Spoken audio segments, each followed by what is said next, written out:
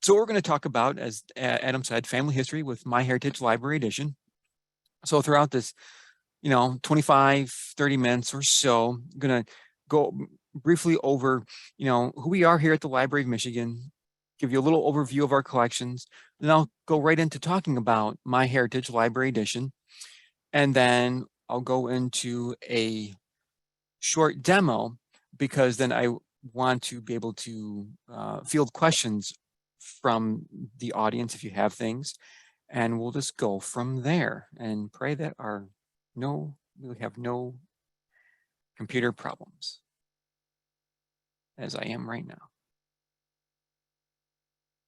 There we go. So what is the Library of Michigan? Well, we are that institution to collect and preserve and provide access to the story of the state. And as you can see, we've been around for a long time, 1828. During the territorial time, we were a territorial library first. And then we have a yay for statehood in 37 when we became the state library itself. And then we kind of packed all of our bags up, about 130, 135 items or so in 1847. And we went from Detroit all the way over here to Lansing, with no 96, no 94. So that was a very interesting travel time. Don't know how long it took and how difficult it was, but we are now here. Then in 1983, through Public Act 540, we became the Library of Michigan instead of the Michigan State Library. It kind of helps with that confusion aspect between us and Michigan State University Libraries, which is just 5 miles down the road to the east. And then finally, in 1988, we moved into the current building which we occupy, which on the bottom right-hand side of your screen is a picture of where we're at right now. We're on the west side of the building. It's the left side of that image that you see. It's with all the windows. The library itself occupies the 2nd floor, the 3rd floor, the 4th floor, and the 5th floor. The 5th floor being the statewide services department. We have 3 service populations. We have public libraries that we serve, particularly the library development on the 5th floor.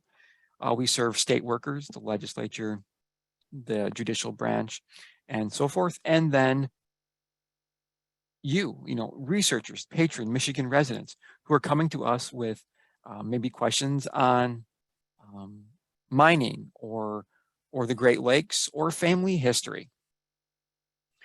Now, we have 4 collections, or I should say 4 primary collections in our building. So on this slide, what you're seeing is a picture of the atrium. And it's an evening picture taken about in the fall of 2019. And those tables on that 2nd floor, that has the Michigan collection, or primarily the Michigan collection on that floor. The 3rd floor, we have the State Law Library and the periodical collection, things like Genealogical Society newsletters, and other different journals that may have a focus on Michigan. And then the 4th floor is kind of the top of that picture itself, is the general collection, which is on the right-hand side, and the rare book room, which is also on the right side or the north side of the building. Now, in these collections, there's different types of items. So in the Michigan Documents collection, there's things like joint documents, annual reports, compiled laws, but other documents like commission reports, things like the Railroad Commission, which can be very useful for family history. In the Michigan collection, there's newspapers, gazetteers, cemetery transcriptions. This collection comprises privately and commercially published material. The State Law Library focuses on Michigan and the Great Lakes region, and the Rare Book Room is a kind of an amalgamation of all those collections. Things that we may not want to have on the floor itself because maybe the items are fragile or they're just so few left in existence that we want to have a little bit of more protection to those items. But what we really want to talk about today is MyHeritage Library Edition. And there are two ways to get to MyHeritage Library Edition.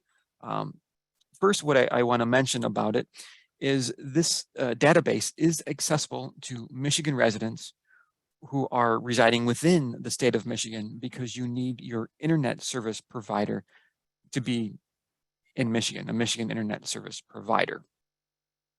So the two ways that you can get there, the first way is through our website. And if you were to go to a search engine like Google and type Library of Michigan, and then go to our website, towards the top, you're going to see a menu that you sort of see on that image on the screen in front of you.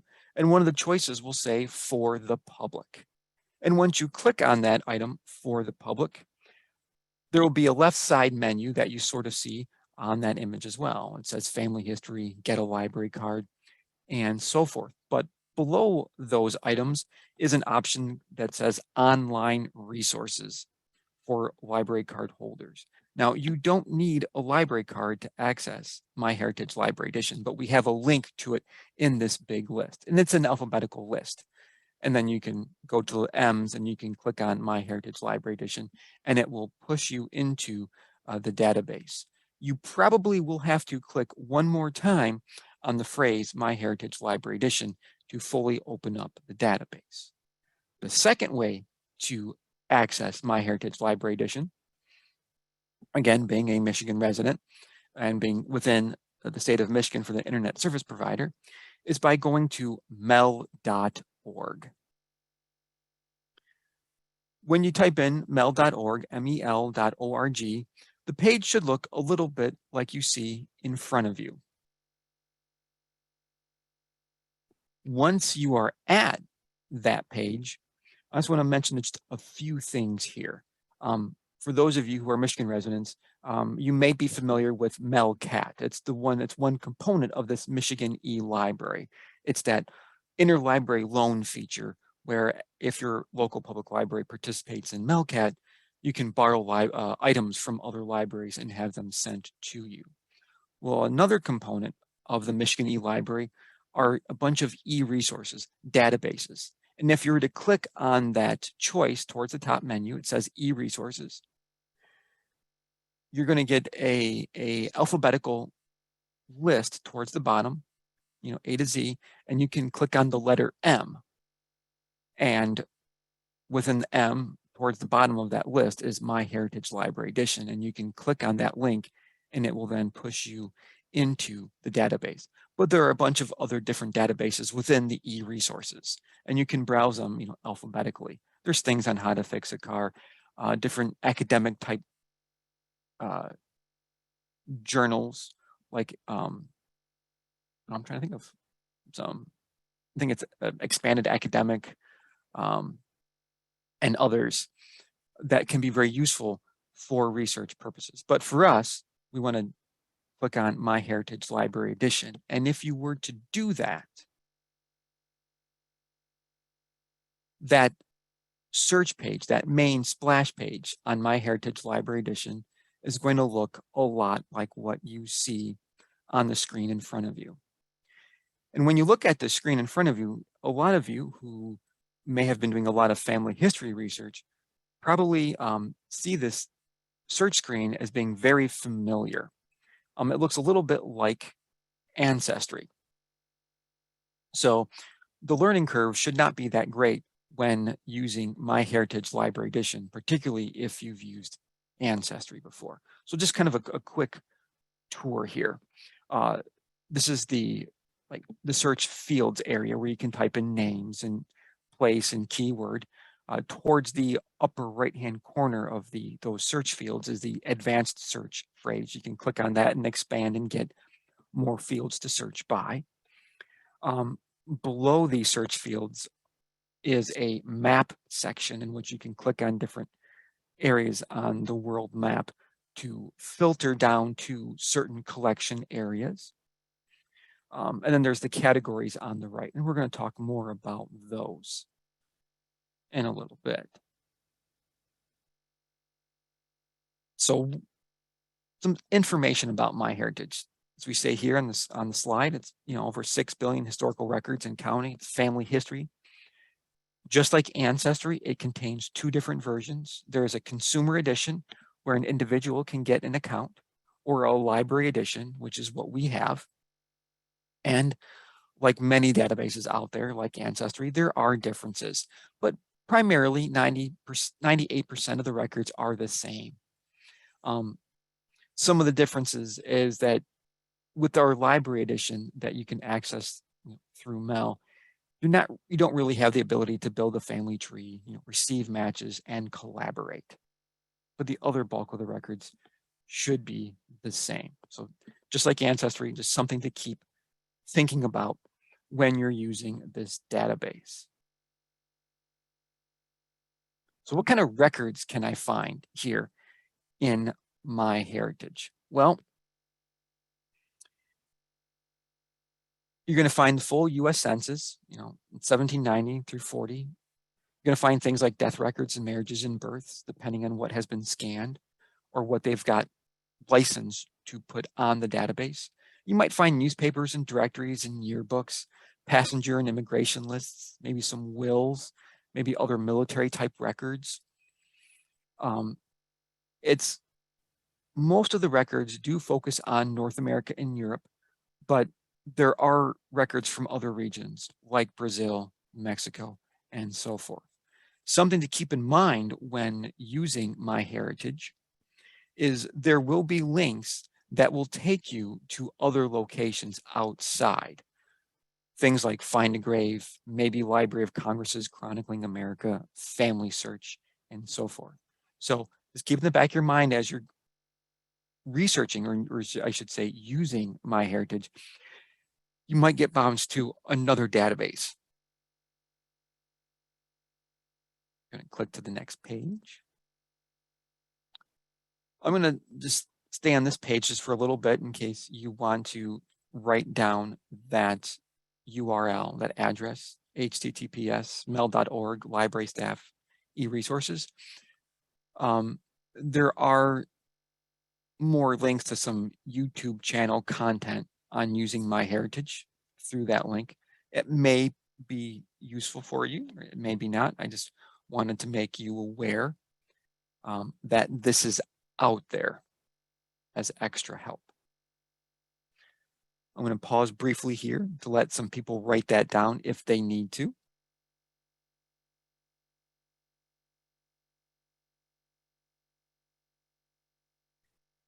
And then I'm going to slowly go ahead and click on the next page. That I also just put it in the chat as well. Oh, you did? Okay, thank you. Yep.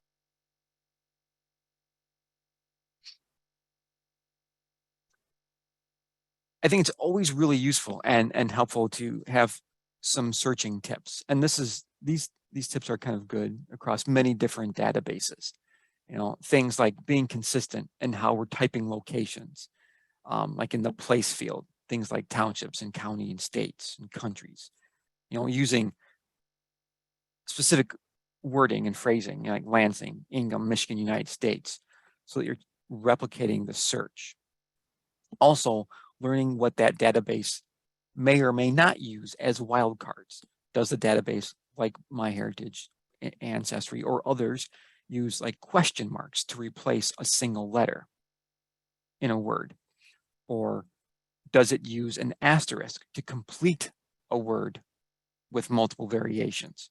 So it's important to think about how that database is going to function. Look at the help, if there is a help button, or tutorials like there are in MyHeritage. I also think it's important, and research tips, searching tips, even before you get to this point of opening up MyHeritage or other databases, is to take stock of the information you have at your disposal. Understanding and learning what questions you're trying to answer, what information are you trying to find? Have you contacted family and friends? Have others already created the wheel so that you don't have to do this? A good example that I have, that I know Adam has heard countless times. My sister at a family reunion was talking about continuing on some family history research and inquiring about Polish records through one of the reunions. A side of a cousin or second cousin on my mom's side has already engaged in a lot of that research and has gone to Poland. So why reinvent the wheel? Also, are there Facebook groups on family names like the Chamberlains or this name?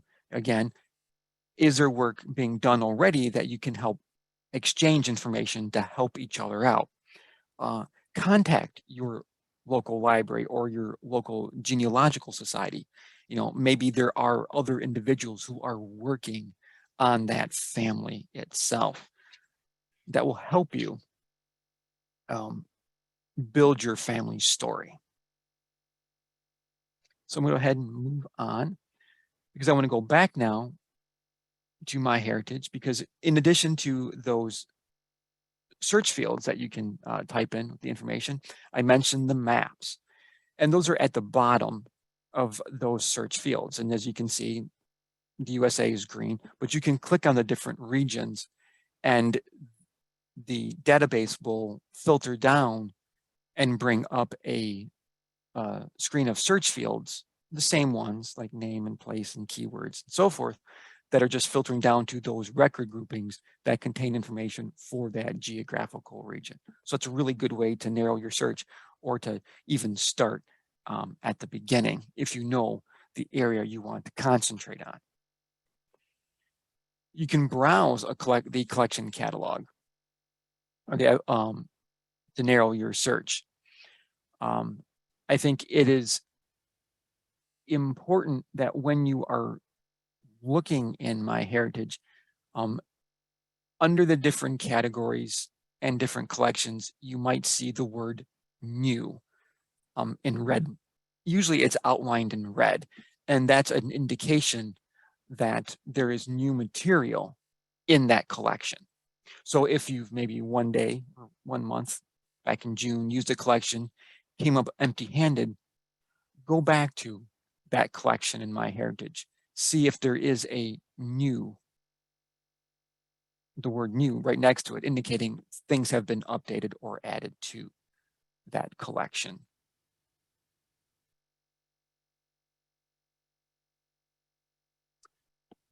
When you're using or any of the search fields and you've gotten your results list, as you may have seen in Ancestry and other databases, in MyHeritage, there is a narrowed down menu option list on the left-hand side that you can further focus or narrow down your search to different record groups, like maybe newspapers or family trees. You can view family trees. We can collaborate and add to them. Voter lists, directories, public records, and so forth. Always important in the research process is, citing this record so you have notations of where you got this information, so that if you need to share it and help fellow researchers, you can point to them. So at the bottom of the records, towards the bottom left, I should say, you should have a phrase, cite this record. You can click on it, and the information bar below it will kind of expand so that you can see the citation and you can copy it if you need to a Word document, or however you are keeping track of the citations for the records that you are finding and needing to keep for your family research. So I'm going to go ahead now and talk a little bit more about categories, because there are a lot of categories. And then I'll speak a little bit about some types of information as I'm talking about the categories that you may find. So there are, I don't know, maybe a couple dozen categories. And this is just a sample that I typed in here. Vital records, guides, references, books, publications, immigration and travel, military, and many more. So if I go ahead and, as an example, just use census, Here are some different things that you might find. You know, as I said, full federal, Finland church. The image on the right-hand side of your screen is a random example from that collection. And then as you can see, it's in Finnish. So just like many other databases, some records will be in that language. And if you unfortunately don't know how to read it, you may have to seek out translators or others to help you decipher the information. And also to point out for this particular record, sometimes the records you will see will be like a typed transcript, as we see here in front of us. Sometimes you'll get both the typed transcript here and an actual image of the item itself, like maybe a census record or some other type of document. I want to point out in this particular record, when you're looking at the typed record itself, towards the bottom, it's telling us, you know, besides we got residents, we have children here of Johann, but at the bottom it says book. That is, where is this information found in? And it's giving us the book, the name, the years that it's covered, you know, 1848 to 1859. I'm not going to try to pronounce that word. And then the repository of where this item should still be at, in case you need to do some further contacting of that location, like for this record in Finland for this item. But then a few other examples that you see on the left-hand side of your screen. Argentina National Census, Costa Rica electoral rolls, 2001 to 2014, and there are many others. There are many military records in MyHeritage. There are things like the draft registration cards from World War I. There's a large set of British soldiers who died in the Great War. It's about 81 volumes. And in this particular set of volumes, some information that you could possibly find are things like the name and the rank, perhaps the birthplace, residence, decorations and date of death, and maybe even the type of casualty the soldier received. There is on this list, we have the World War II Reserve Corps. This particular collection, I just want to mention, also includes the Army and Women's Auxiliary Corps. Some information you could find within this grouping are things like the county of residence, birthplace, the enlistment location, their occupation, and their military specialty. There's a collection of service records, Confederate soldiers, Korean War casualties. The image on your right, as you can see towards the top, it says it's a registration card. So there's many different military records contained within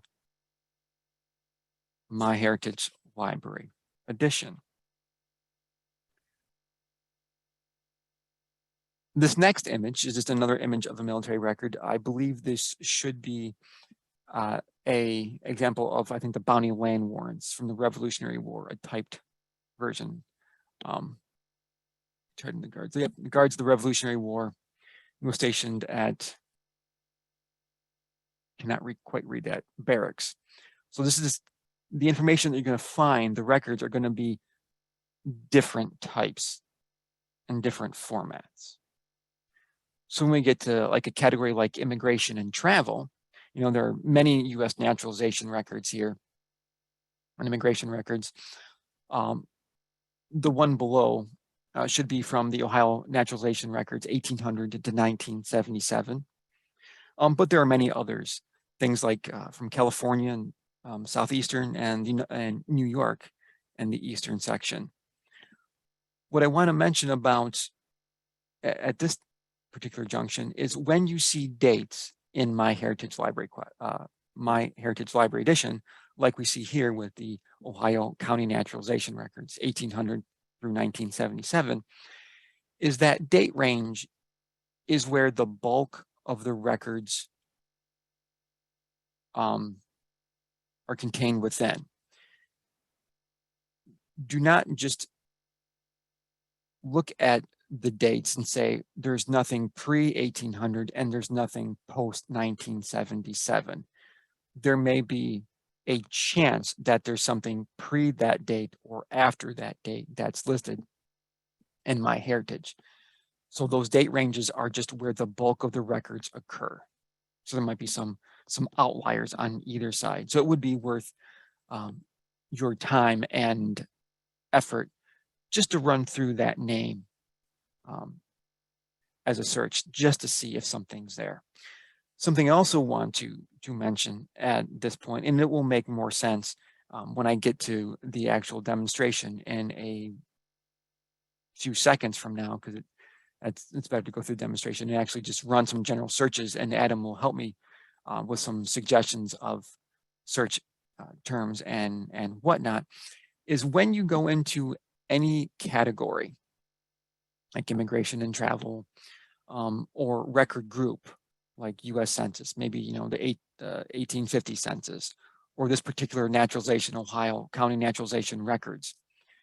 Towards the top, there's going to be a summary field. It's usually kind of in a yellowish, kind of a burnt color.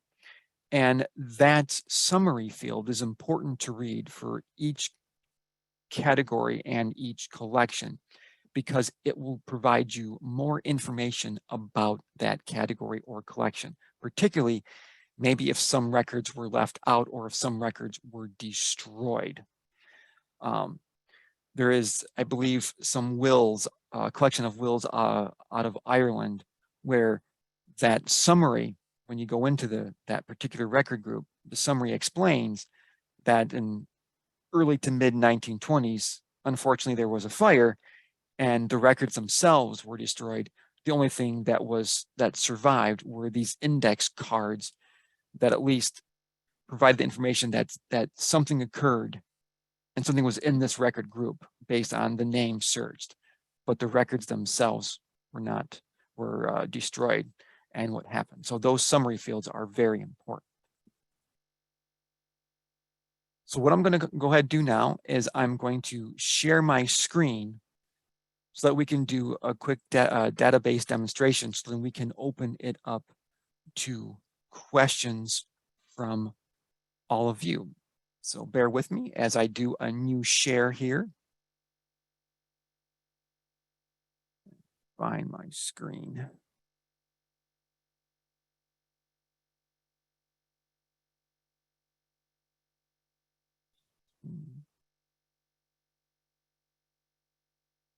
Let's see. Let's zoom. So that did not work. Are we saying the Library of Michigan website yet or no? Yes, we are. Excellent. Good. It did work. So this is our website here. And if you remember back in the early part of the presentation, I did mention that if you go to our website, this is one of the ways that you can actually get here. And as I mentioned before, there's that for the public link towards the top. And I'm going to go ahead and click on that. And then, as I mentioned, we've got that list of items here. And I'm going to go ahead and scroll down a little bit. Got different programs we have here at the Library of Michigan. And there's our online resources for library card holders. And there's a link up the top. If you're a Michigan resident, you can get a digital library card to access some of the other different databases we have. But I want to go ahead and click on this resource, online resources for library card holders. Because I want to go ahead and scroll down. There's a bunch of different resources here for library card holders, like Ann Arbor News Historical, Bay City Times, Ethnic News Watch, Fold 3, a very useful record group database on military records. I'm going to keep going down to the M's, MyHeritage Library Edition. Now I'm going to go ahead and click on this. And if you were to go to mel.org and go to the e-resources, excuse me, sorry, and then click on MyHeritage Library Edition, the screen will look a lot like this. And then that final time, click on MyHeritage Library Edition. And then, lo and behold, we have those wonderful search boxes that I mentioned to you before. So let's go ahead. I want to take a quick, give you a quick visual tour here so you can see where some of these things are at. We've got all those search boxes. Our advanced search here is towards the upper right. it just gives us more boxes. We can add events. We can add other events like birth and death. We can add other relatives to our search list. We've got our wonderful map that we can narrow down before we actually get to the search feature. On the right-hand side here, we've got our different categories. And then there's that phrase, browse collection catalog itself, that I mentioned earlier on. But what I want to point out at this point, this is a little visual tour here. At the bottom of each category, you will either see the word more or you will see show all. So under immigration and travel, got these three here: passenger lists, citizenship, immigration, and more. If I click on more, it brings me into that category, immigration and travel. And then here's that summary field, and it's that tan color, and it's got the down arrow right next to it. And this is where it's going to tell you that information. I'm just going to click on it to show you. See, this one only has, a couple sentences here. Some categories have more. But now if we take a look on the right-hand side underneath that phrase, immigration and travel, it's got the different subcategories. Passenger list, we've got a bunch and more. Citizenship and more. We've got immigration and emigration and more. So I'm going to go ahead and click on more, because we're further refining it. And remember how I said it's that reddish color for new? Okay, so this record grouping, New York Castle Garden immigrants, it's new, so it's either a new collection to it or it's been updated. Brazil, Sao Paulo immigration cards. If I scroll down, there's this wonderful button, show all. If I click on show all, it's going to give all of the category listings underneath that either category or subcategory. So we can see there's a lot. Russians immigrating to the United States, Denmark, Copenhagen immigration, Belgium, Queensland Early Pioneer Index. Let's go ahead. I'm just going to click on this and see what this is. Queensland Early Pioneer. This is, again, a little bit more descriptive information in the summary field. This index, is talking here about 156,000 references to approximately 50,000 names taken from 75 sources located in Brisbane. And it's got this little down arrow. And see, it's much more detail. See, the main records indexed in this Queensland Early Pioneers, it's talking about the convict period, the free settlement, the administration, and so forth. So it'll give you more detail of what you could find within the record grouping that you're searching. And see, this is a very detailed summary field, but I'm going to go ahead and collapse it. What I'm going to go do now is I'm going to go back to kind of that main search page. And for me, I'm just going to go ahead and I'm going to type. It's my grandfather. I use this name a lot. Matt, I think you got it switched around where Pacer and John go. Do I? Thank you. Yep.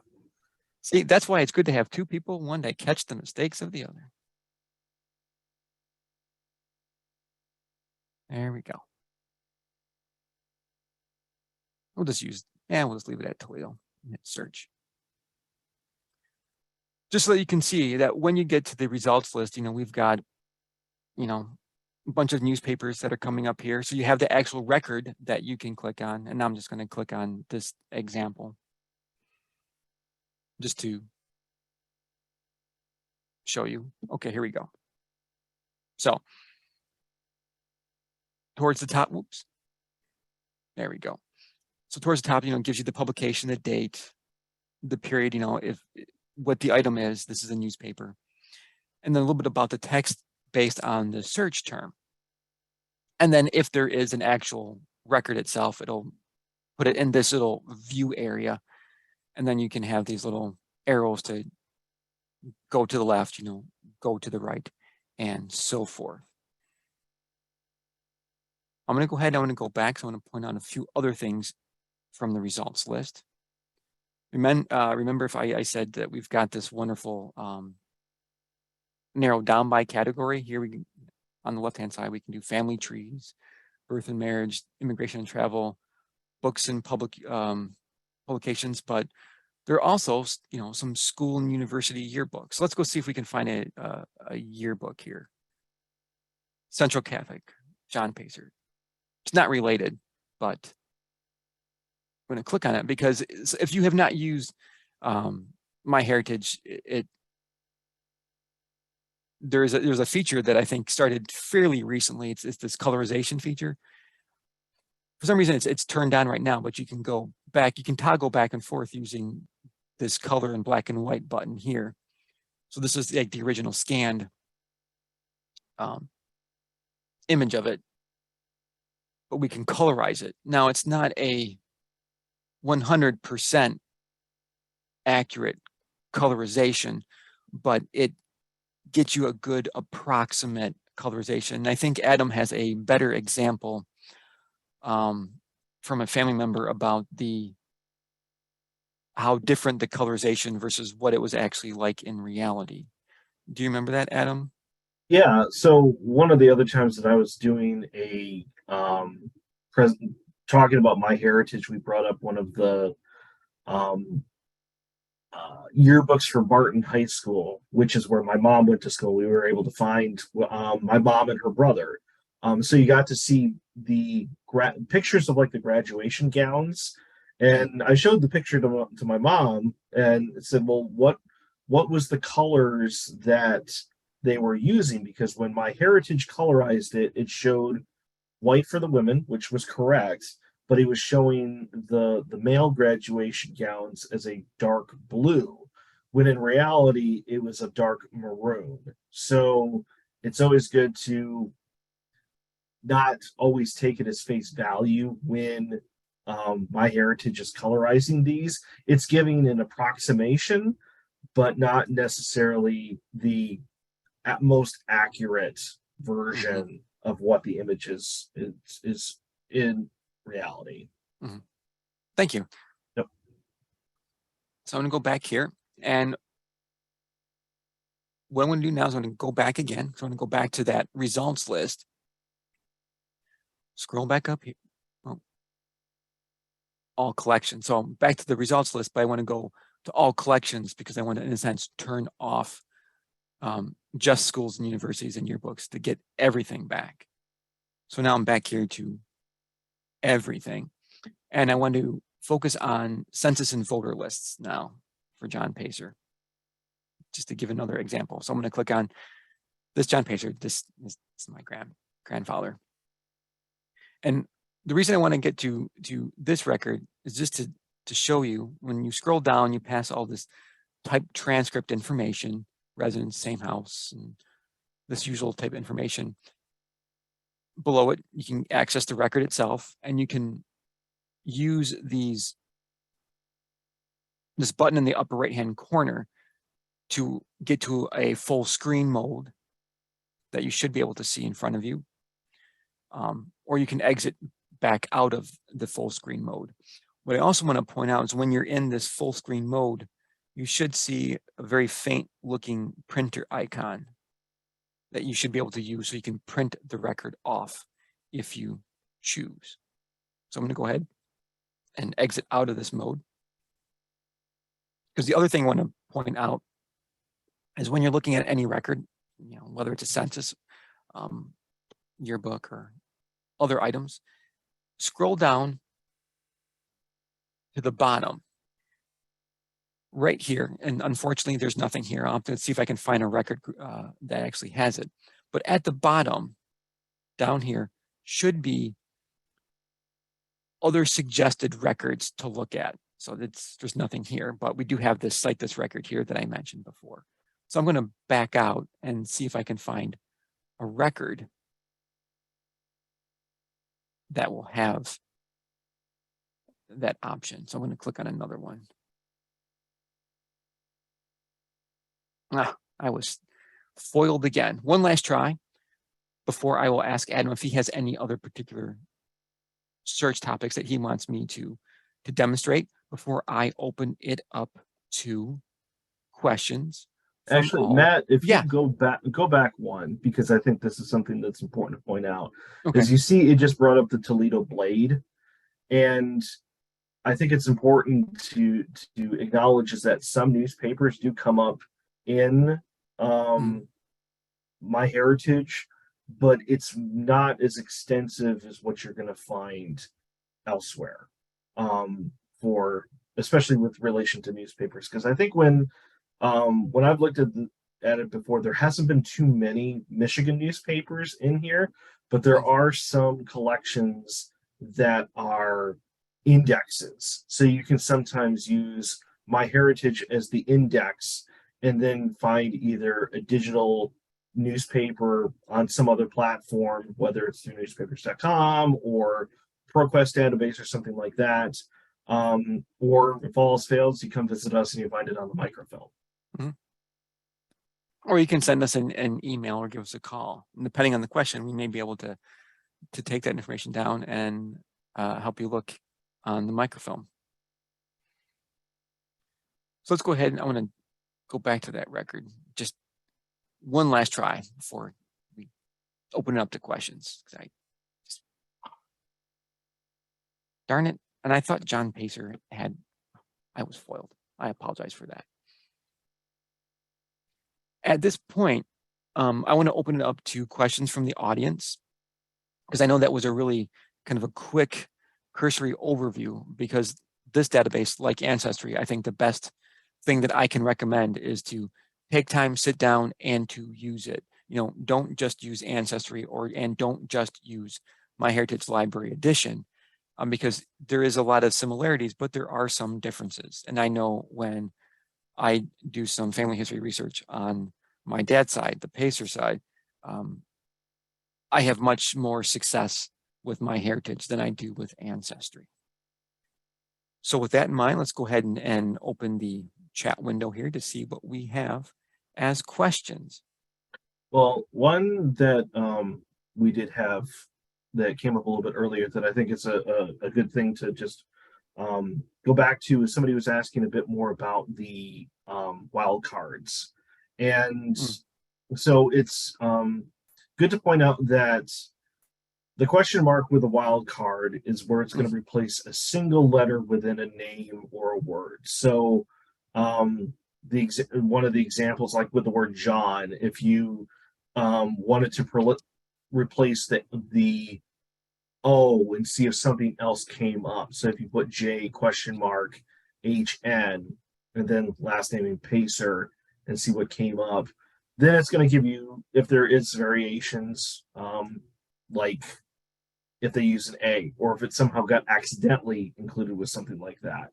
And then if you use the asterisk towards the end of a name, so like if you just put for the last name there, Matt, why don't you just, or actually you could, go to Pacer and just put PA and then asterisk. And so then it's saying to the database, fill in the rest of it. And whatever different variations come up, whether they don't know what goes there or if there is other different, last names that start with PA. That's one way to, another way of doing that. So, I see there's another question here where somebody says, I thought I saw something that said MyHeritage Library Family Tree. Does it allow you to make a family tree on the site? Not sure if I said this correctly. No, Elaine, you're kind of hitting on it. Is so when you're using the personal edition of MyHeritage, you can put your own family tree on there, like what you would with Ancestry, some of the other different database or databases out there. But with the library edition, all you can do is just view the ones that somebody has put up using the personal editions. I mean, is that kind of fit with what your understanding is, Matt? Yes. Yeah, it's just like Ancestry. That library edition doesn't allow you to make contributions or edit or put trees, but it will allow you to view family trees. There was another question right before that one asking where is the help function. The help function, what you want to do is actually click on the link, watch tutorial. I'm just going to click on it because it gives you a tutorial on how to use MyHeritage Library Edition right here within the database itself. And there's a little bit of more descriptive information right below it about what's in MyHeritage Library Edition. And then that link that Adam posted earlier about the additional tools, there's some more information about that. It's help information on using MyHeritage Library Edition.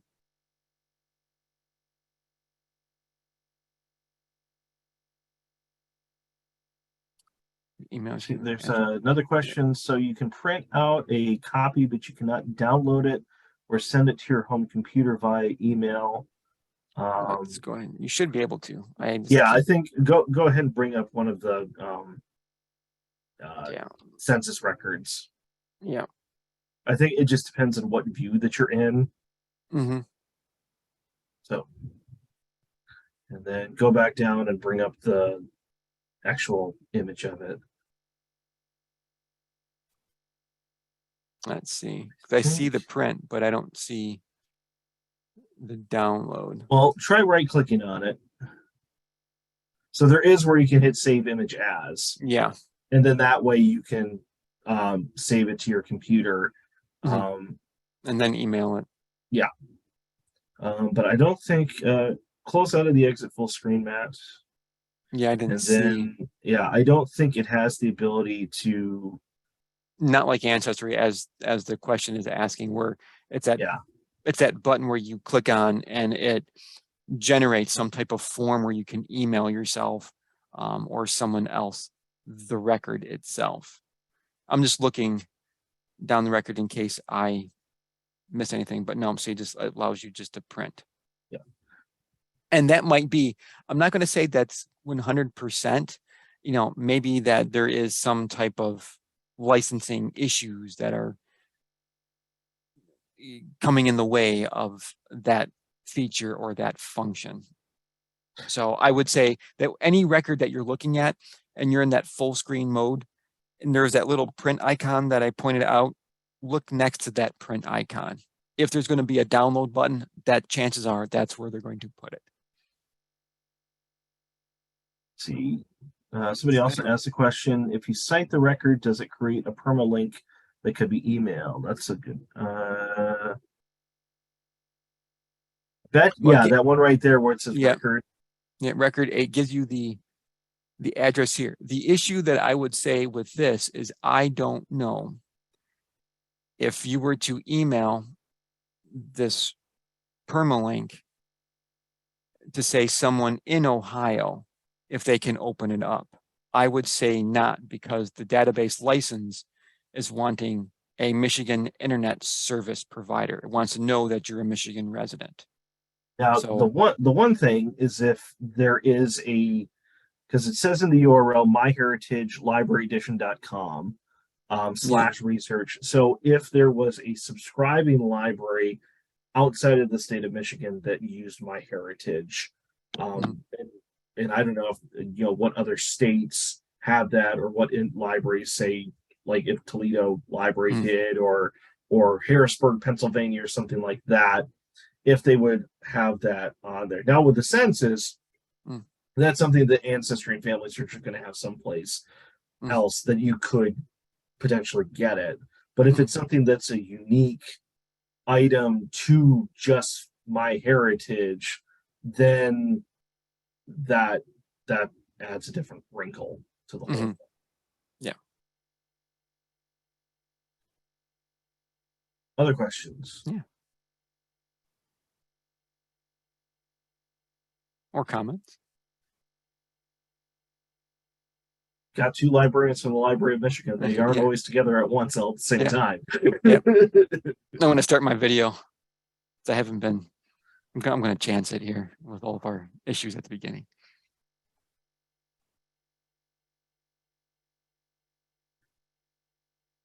Yeah, this is great.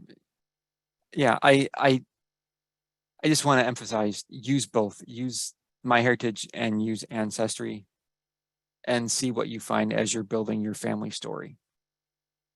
And something that you can always remember too is that sometimes the transcriptions that are done on one might not necessarily be exact as what they've done on the other database, because some of these it might not necessarily be the same kind of computer that's reading through them, or if they're being done by a person visually, somebody's understanding of certain handwriting might not be the same as others. So there's always that added variable to it too. Yes.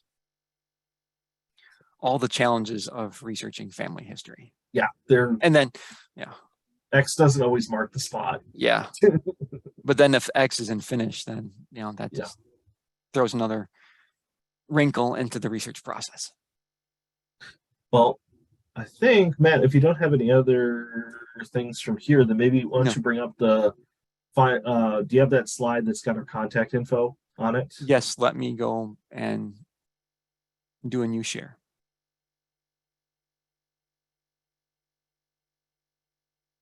Well, Matt's doing that. I just want to remind everybody that we have one more virtual program that's going to be coming up in December, and I'm just double checking what that one is. Programs for the public. That's going to be on Michigan newspapers. So we're going to be talking about the periodicals that we have in our collection, and then also talk about which ones that are available digitally. And so that you can register if you haven't already. That's going to be on December 1, 2022. And hopefully in the next month or so, we're going to finalize our 2023 schedule. We're going to be certainly bringing back some of the classics and try to do a few others. If you do have any suggestions for programs that you're looking to see us either repeat or maybe something new that you'd like to have us focus on, best thing, email us at librarian@michigan.gov, and we'll try to take that into consideration as we're taking this last month for wrapping all that stuff up. Matt, I see there was a question. Yeah, I'm typing the one about the blade. Yeah, I'm typing it up right now. Okay. So, but if you're going to sign up if you haven't signed up for the December one, let me put the URL for signing up for them. Michigan.gov/LM public programs. And yeah, soon we'll have the 2023. I see somebody says, do libraries also have ancestry accounts that we are allowed to use? Yes, it's just going to depend on the library. The Library of Michigan does have a account for Ancestry, but you have to be in the building for it in order to use it, because they stopped allowing remote access at the end of 2021, unfortunately. But there are quite a few libraries out there that have it. You'll just need to contact your local library to see if they're one of the ones out there that does. I know most major ones like your Grand Rapids Public and Kent District Libraries over the west side, Detroit Public Library, Capillary. Yep. I'm sure Superior up in UP, Traverse area. Traverse. Yeah. And Peter White probably has Ancestry. Yep, all those ones. Okay, well, if nobody has any other questions, then feel free to email us if you do have anything. Yep. Check us out online, and we'll see you next time. Yes. Have a great evening, everybody. Thanks.